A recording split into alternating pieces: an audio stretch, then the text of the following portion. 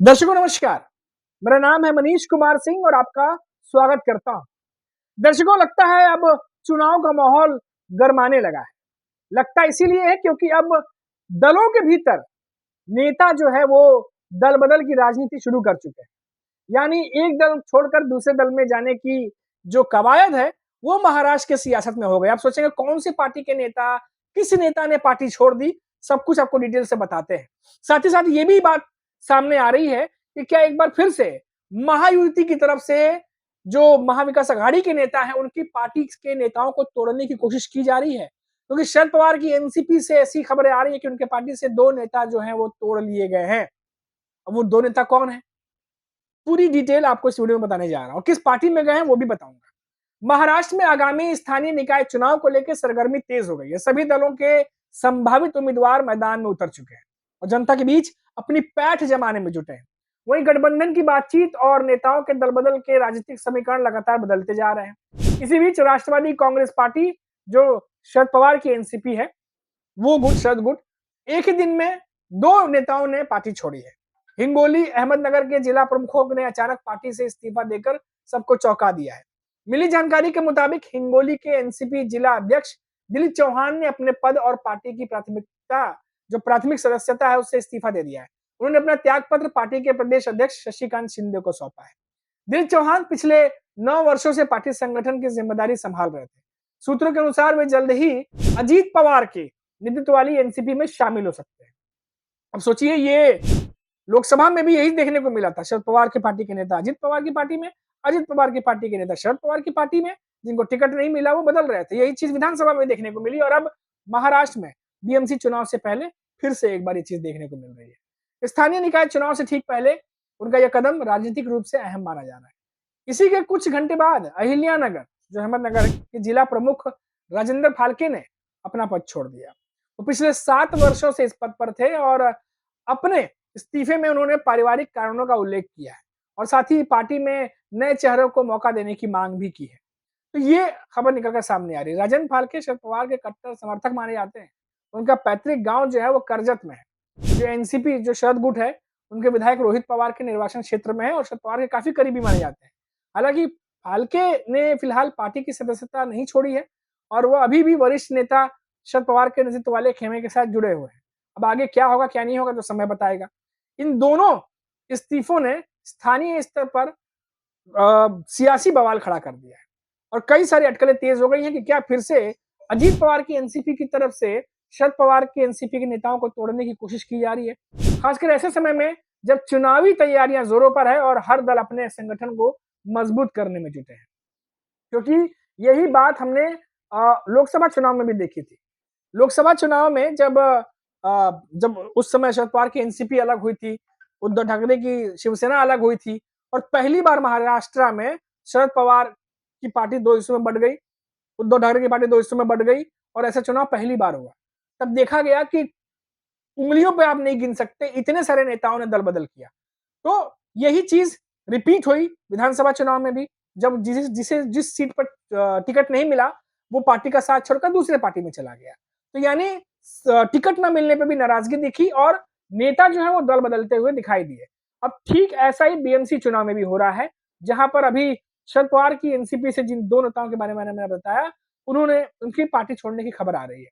अब यहाँ सवाल ये उठता है कि क्या अजीत पवार जो है उनकी तरफ से, अजीत पवार की एनसीपी की तरफ से शरद पवार की पार्टी तोड़ने की कोशिश की जा रही है? क्या आने वाले समय में ये और भी बढ़ेगा और ऐसा क्यों किया जा रहा है, या फिर मामला कुछ और है? मेरा इशारा आप समझ रहे होंगे।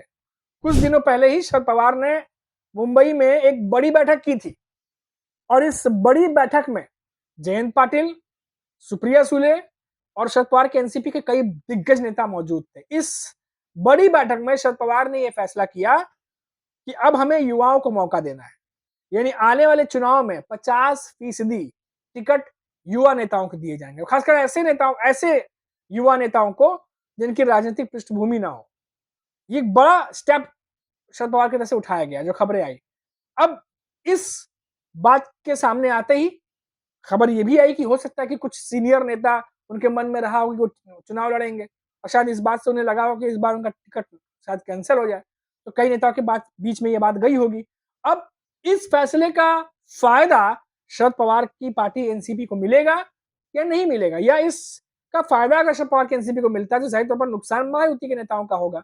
तो युवाओं को आगे करके चुनाव लड़वाने पर शरद पवार का जो दाव है वो कितना कारगर होगा ये तो बीएमसी चुनाव में मालूम चलेगा। लेकिन इस फैसले के आने के बाद, इस खबर के आने के बाद महाराष्ट्र में सियासत जरूर गर्म हो गई है। न सिर्फ महायुति में जहां एकनाथ शिंदे की शिवसेना, बीजेपी और अजित पवार की एनसीपी है, महाविकास आघाड़ी के भीतर भी, क्योंकि महाविकास आघाड़ी के भीतर भी अभी नया एक तरीके से समीकरण बनता दिखाई दे रहा है। एक तरफ जहां उद्धव ठाकरे राज ठाकरे के करीब जाते दिखाई दे रहे हैं, वहीं शरद पवार युवाओं के साथ जाते दिखाई दे रहे हैं और कांग्रेस के दिग्गज नेता, जिनका अभी विधानसभा चुनाव के बाद बहुत सारे नेताओं की सीट बदली गई है, कार्यभार बदला गया है, तो कई सारे नए नेता जो हैं वो महाराष्ट्र की राजनीति की पूरी खबर दिल्ली पहुंचा रहे हैं और दिल्ली में बैठकें भी हो रही हैं।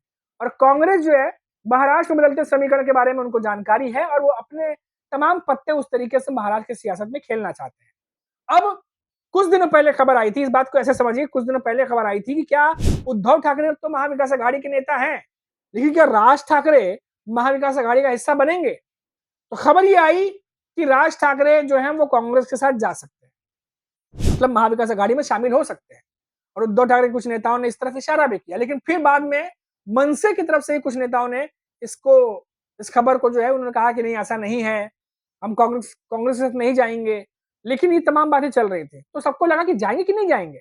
इन सबके बीच में तस्वीरें आती हैं, तस्वीरें जब निर्वाचन आयोग के अधिकारी से महाविकास आघाड़ी के नेताओं के साथ राज ठाकरे दफ्तर पहुंचते, साथ में पहुंचते ऑफिस में मिलने।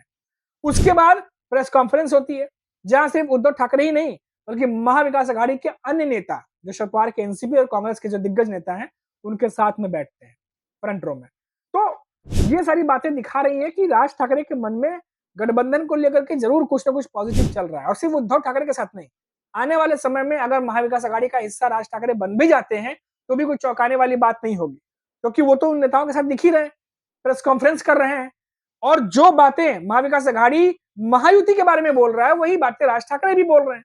बस फर्क सिर्फ इतना है कि वो गठबंधन में नहीं है, बाकी एक ही सुर में बोल रहे हैं, सेम मुद्दों पर आवाज उठा रहे हैं, वोटर लिस्ट की गड़बड़ी की बात कर रहे हैं, निर्वाचन आयोग के ऑफिस भी जा रहे हैं साथ में। तो ये सारी बातें इशारा कर रही हैं कि राज ठाकरे के मन में जरूर कुछ ना कुछ चल रहा है और आने वाले समय में कुछ ना कुछ बड़ी अनाउंसमेंट हो सकती है। फिलहाल छत्रपति शिवाजी मैदान में रैली होने वाली है, दीपोत्सव होने वाला है 17 तारीख को। उद्धव ठाकरे, राज ठाकरे दोनों साथ में आने वाले हैं, ऐसी खबरें हैं।